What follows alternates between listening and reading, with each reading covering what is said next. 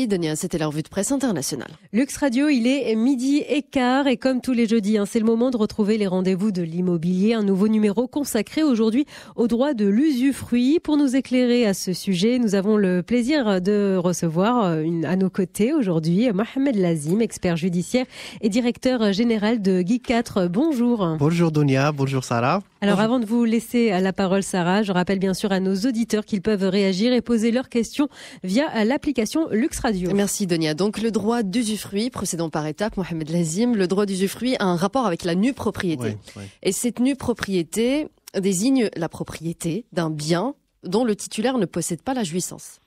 Exact. Est-ce que vous pouvez nous donner des exemples concrets? Oui, exact. Alors Sarah, on a vu dans les émissions précédentes comme quoi le droit de la propriété immobilière, elle peut être démembrée en 3 parties. L'usus, le fructus, l'abusus. L'usus, le droit d'utiliser. Je répète toujours cette démembrement parce que c'est le fondement du droit de la propriété. Alors l'usus, c'est le droit d'utiliser de la chose. En arabe, on l'appelle haq al-si'mal. Deuxième partie, c'est le fructus. Le fructus, c'est le droit de jouissance. C'est le droit de percevoir les fruits. En arabe, on appelle haq al-manfa'a. Et la troisième partie, c'est l'abusus. C'est le droit de disposer de la chose. On appelle en arabe haq tasarruf. Donc, le droit de la propriété égale l'usus plus fructus plus l'abusus. Alors, l'usus plus fructus, on l'appelle l'usufruit. Donc, c'est un droit réel. Oui. Qui est organisé par le Code des droits réels. Donc, c'est l'article 79 qui organise ce droit ce droit réel. Et il l'a défini comme étant un droit réel d'utiliser et de jouir par l'usufruitier d'un immeuble appartenant à autrui. Et ce qui est intéressant, c'est que c'est la différence par rapport aux autres droits, c'est que l'usufruit s'éteint nécessairement à la mort de l'usufruitier. Ça, on y reviendra si vous permettez tout à l'heure. Mohamed Lazim, je rappelle que vous êtes expert judiciaire et directeur général de Geek 4 et que nous parlons de droit d'usufruit. Donc, on a dit la nue propriété, donc la jouissance de la nue propriété, c'est ce qu'on appelle l'usufruit. Non, la nue propriété, la nue propriété, c'est milkiyat raqaba, c'est le droit d'abusus. Sans jouissance. Sans jouissance. Et la jouissance, elle est attribuée à autrui. À autrui, exactement. C'est l'usus plus fructus, voilà. Et c'est ce qu'on appelle le droit d'usufruit. C'est ça l'usufruit. Exactement. L'usus plus fructus, c'est l'usufruit. D'accord, voilà. Très bien. Donc en fait, la pleine propriété, c'est la nue propriété plus l'usufruit. L'usufruit. Parfait. Voilà. Quelles en sont les règles? Quelles sont les règles de cette jouissance-là, de ce type de jouissance? Alors, d'abord, Sarah, c'est que l'usufruit, c'est un droit qui est organisé par le Code des droits réels. Avant 2012, il était organisé par le Dahir de 1915 qui porte sur les immeubles immatriculés. La règle la plus célèbre, c'est que la question qui se pose maintenant, c'est que une fois l'usufruitier décède, l'usufruit il passe chez qui? C'est ça la question. La réponse est que Est-ce qu'il y a un droit de transmission en fait de l'usufruit? Non, c'est quand l'usufruitier décède, l'usufruit passe au nu propriétaire. Donc ça devient la pleine propriété à ce moment-là. Voilà. D'accord. Et c'est un montage Sarah qui a été utilisé par certaines personnes pour déroger, je vais expliquer, pour déroger aux règles de succession en cas d'héritage. Je donne un exemple. Une personne qui a un immeuble et il a une seule fille. Et il veut avantager sa fille en cas d'héritage. Ça veut dire il veut que sa fille récupère tout l'immeuble après son décès. Qu'est-ce qu'il fait? Il cède la nue propriété à sa fille. Et lui, il garde l'usufruit. Après son décès, c'est la fille qui va récupérer l'usufruit et par conséquent, elle va récupérer tout l'immeuble et les héritiers, ils vont. Donc, ok. Est-ce qu'on peut dire à ce moment-là, Mohamed Lazim, que le droit de l'usufruit est un droit transmissible? Alors, Sarah, qu'est-ce qu'on a dit? On a dit que l'usufruit s'éteint après la mort de l'usufruitier. Donc, qu'est-ce qu'on va vendre? On va vendre un droit qui va s'éteindre après la mort de l'usufruitier.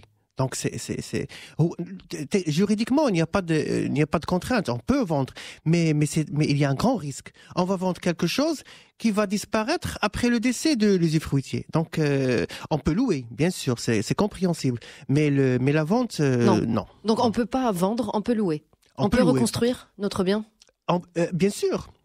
on peut construire, on peut aménager, on peut exploiter pendant une durée convenue avec l'usufruitier. Donc mais ça, la vente ou l'hypothèque, non, parce qu'on peut pas vendre quelque chose qui va disparaître par le décès de l'usufruitier. Alors on a une question justement d'un auditeur. Il nous dit, est-ce que la banque peut hypothéquer un usufruit? Alors, donc techniquement, oui. La banque, elle peut accorder un crédit, elle peut hypothéquer un usufruit. Mais qu'est-ce qu'elle va hypothéquer? Elle va hypothéquer un usufruit qui va s'éteindre, qui va disparaître par la mort de l'usufruitier. Donc c'est pas une garantie, il y a un grand risque. Mais elle peut le faire quand même. Mais elle peut le faire techniquement. Elle peut prendre ce risque-là. Ouais. Mais en général, la banque n'accorde pas des crédits au profit des usufruitiers. Est-ce que s'il y a vente, vous m'avez dit qu'on pouvait pas vendre. Techniquement, on peut vendre. Le nu propriétaire ne peut pas vendre. Le nu propriétaire peut vendre la nue propriété, mais l'usufruitier, il a le droit de vendre, mais techniquement, ça se passe pas. C'est pas possible. C'est pas. C'est compliqué. Non, c'est pas compliqué. Qu'est-ce qu'il va vendre? Il va vendre un droit. C'est ça. Parce que l'usufruit, c'est rare. L'usufruit, c'est quelque chose qui va disparaître. C'est ça ce qui importe, qui va disparaître par le décès de l'usufruitier. Donc, on va vendre quelque chose qui va disparaître par la suite. Alors, quand il y a changement de nu propriétaire, quand il y a vente, est-ce que le nouveau propriétaire peut, par exemple, expulser l'usufruitier? Non. Il peut l'expulser s'il n'a pas respecté la convention. Par exemple, si on a un hôtel qui est grevé d'un usufruit, et si l'usufruitier modifie l'hôtel en un immeuble résidentiel.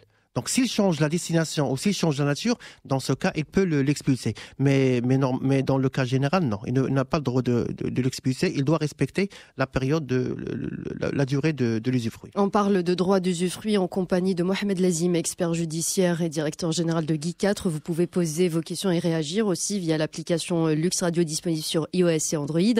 Vous avez donné tout à l'heure, Mohamed Lazim, un exemple, on va dire, d'héritage programmé. Ouais. Est-ce que le nu propriétaire peut avoir à n'importe quel moment sa pleine propriété? Est-ce qu'il peut la récupérer à n'importe quel moment? Non, il ne peut pas récupérer l'usufruit, sauf dans certains cas. Le premier cas, c'est la mort de l'usufruitier, par l'arrivée du terme. Par exemple, si on conclut une convention par laquelle on dit qu'on voit l'usufruit va durer pendant 30 ans, après 30 ans, le nu propriétaire peut récupérer son usufruitier. Donc, excusez-moi, Mohamed Lazim, donc la famille, par exemple, de l'usufruitier n'a aucun droit sur l'usufruit en cours, en fait. La famille s'il mort, il n'y a pas de... Non, s'il meurt, s'il meurt, s'il décède, le droit de jouissance revient au nu propriétaire. Exact. D'accord. Est-ce que dans ce genre de rapport de droit, est-ce qu'il y a des formalités, des taxations? Comment ça se passe au niveau fiscal? Non, il n'y a pas de taxe. Qui est exonéré fiscalement entre les deux, le nu propriétaire, l'usufruitier, les deux? Non, il n'y a pas d'exonération. Il n'y a pas, par exemple, si on a un hôtel, ou bien on doit payer l'impôt sur les sociétés. Si on a un immeuble qui est loué, donc on doit payer l'impôt sur les revenus. Donc il n'y a pas d'exonération. C'est un cadre très général, comme tous les biens. On a plus parler des droits du nu propriétaire. Est-ce qu'on peut parler un petit peu aussi des droits de l'usufruitier? Qu'est-ce qu'il peut faire, qu'est-ce qu'il ne peut pas faire? Alors, donc l'usufruitier, Sarah, c'est que d'abord, il a le droit d'user du bien. Donc, il a le droit d'utiliser le bien, seulement, il ne doit pas modifier la destination et la nature de l'immeuble. Comme je viens de dire, par exemple, un hôtel n'a pas le droit de le transformer en un immeuble résidentiel. Il a le droit de percevoir les fruits. Et les fruits, ils peuvent être civils, ils peuvent être naturels, comme ils peuvent être industriels. Civils, ça veut dire ce sont les revenus récurrents, comme le loyer. Les fruits naturels, ce sont les fruits qui se produisent sans l'intervention de l'homme. Par exemple, les fruits des arbres. Les fruits industriels, ce sont les fruits qui se produisent par l'effet de l'activité de l'homme. Par exemple, l'élevage. Par exemple, les activités agricoles. Donc ça, c'est le deuxième droit. Troisième droit, c'est que les fruits de l'immeuble sont dus à l'usufruitier jour par jour. Ça veut dire que l'usufruitier, il a le droit de percevoir les fruits mois par mois. Donc pour les obligations de l'usufruitier, c'est que l'usufruitier, il doit dresser un état des lieux avant d'entrer en jouissance. 1. 2, il doit entretenir et conserver l'immeuble. Il ne doit pas le laisser, sans entretien. 3, il doit, comme vous avez dit, il doit payer toutes les charges, les impôts, les taxes relatifs à l'immeuble. Et il doit informer le nu propriétaire de toute atteinte au droit de la propriété et de la destruction totale ou partielle de l'immeuble. Voilà. Il y avait tout à l'heure un auditeur, Aurabi, qui vous demandait est-ce que la banque peut hypothéquer un usufruit. Vous avez répondu, Mohamed Lazim. Hayat vous dit est-ce que les résidents français au Maroc peuvent avoir le droit d'usufruit des immeubles de leurs enfants mineurs? Oui. Ils ont droit. Alors, c'est une très grande question. Sarah, au Maroc, dans le droit marocain, il y a ce qu'on appelle le principe de la territorialité des lois. Ça veut dire que les lois sont opposables vis-à-vis de n'importe quelle personne résidant au Maroc. Sauf une exception, c'est le droit privé international, et en particulier le code de la famille.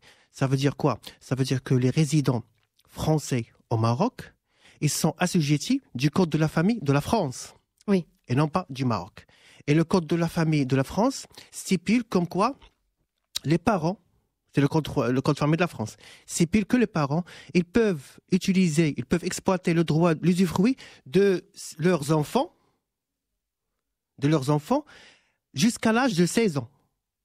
Ils peuvent utiliser l'usufruit des immeubles relevant de la propriété de leurs enfants jusqu'à l'âge de 16 ans. Ça veut dire quoi? Ça veut dire que les résidents français au Maroc, ils peuvent faire valoir cette règle qui est comme quoi les parents qui ont des enfants, et ces enfants, s'ils ont des immeubles, les parents, ils peuvent utiliser l'usufruit des immeubles de leurs enfants, mais jusqu'à l'âge de 16 ans. Donc, ça veut dire que même si c'est un Français qui réside au Maroc, il a le droit d'utiliser le code de la famille de la France, et il peut jouir des immeubles, il peut utiliser l'usufruit des immeubles de ses enfants. Jusqu'à l'âge de 16 ans. Jusqu'à l'âge de 16 ans, donc compris. Les cas de litige les plus fréquents, Mohamed Lazim. Les cas de litige les plus fréquents. Oui. Alors, Sarah, c'est que ce droit d'usufruit, il vient d'être utilisé fréquemment ces dernières années. Donc, en général, il n'y a pas de grands problèmes dans ce. Mais seulement, il faut, dans le cadre d'un usufruit conventionnel. Oui, vous avez peut-être des recommandations pour les deux parties, pour être protégés d'un point de vue juridique. Voilà. Alors, Sarah, c'est que l'usufruit, il y a deux types d'usufruits. Il y a les usufruits légaux. Les usufruits légaux et les usufruits conventionnels. Pour les usufruits légaux, ce sont les usufruits qui sont établis par la force du droit. Donc, dans ce cadre-là, tout est clair, tout est organisé par le code de droit réel. Par contre, pour les usufruits conventionnels, le conseil, c'est qu'il faut bien établir la convention, bien verrouiller le contrat pour pouvoir gérer les conflits entre les deux parties. Voilà. Merci beaucoup pour vos interventions. Je rappelle que nous étions avec Mohamed Lazim, expert judiciaire et directeur de Guy 4.